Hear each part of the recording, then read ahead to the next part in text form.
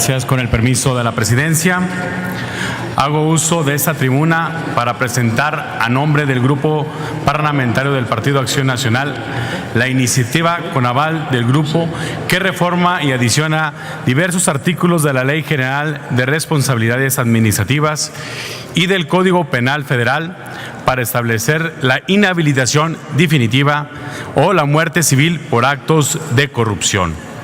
La corrupción en el país es algo que como legisladores nos debe de preocupar, pero más de preocuparnos, nos debe de ocupar.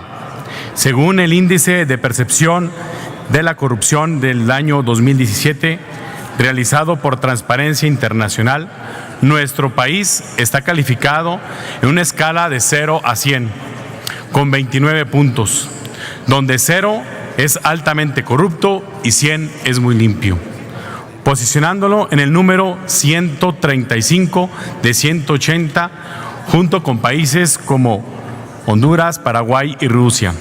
Los supuestos avances que se han dado en materia de combate a la corrupción en nuestro país no existen. La mejor calificación que tuvo México desde el año 2012 en el índice de Transparencia Internacional fue con 35 puntos en el año 2014.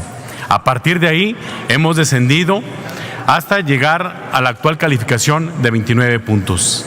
Sin duda, el gobierno federal en turno hizo casi nada para sacarnos de esta posición, o más bien, trabajaron duro para mantenernos en la parte final de la tabla. En México, cada 4 de cada 10 mexicanos han pagado un soborno para tener acceso a la educación, a la salud, a los trámites de documentos y también igual a los servicios públicos. Esas cifras no son propias de un país que se jacta democrático. Muchas de las instancias públicas se encuentran envueltas por la corrupción, por el mal uso precisamente y sobre todo de malos funcionarios. Pero que no solo afecta precisamente la corrupción, sino que también afecta la vida administrativa pública. También la impunidad que cobija a esos personajes que se trasladan de una dependencia a otra, beneficiando únicamente su patrimonio y el de sus familias y amistades más cercanos, sin ninguna consecuencia. En algunos casos se inhabilita temporalmente a servidores de menor rango, creyendo que con esto es suficiente. La corrupción menoscaba la capacidad de los gobiernos para proporcionar a los ciudadanos recursos y servicios básicos. Por ello, es de que el sistema de responsabilidad administrativa debe de proveer la muerte civil para los servidores públicos y particulares que estén involucrados en actos de corrupción.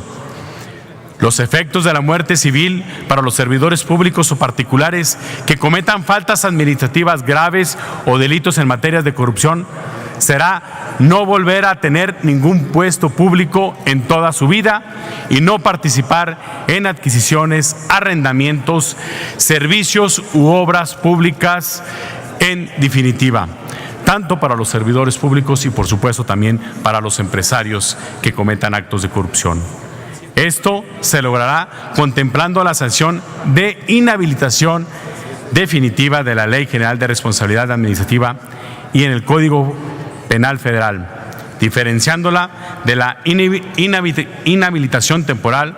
Por ello, se propone eliminar el supuesto de inhabilitación temporal de 10 a 20 años cuando el monto de la afectación de la falta administrativa grave exceda los 200 veces el valor diario de la unidad de medida y actualización y suplirlo por la sanción de inhabilitación definitiva. Especialistas mencionan que la corrupción podría costar el 5% del Producto Interno Bruto Nacional, cerrando en una cifra de 900,000 millones de pesos.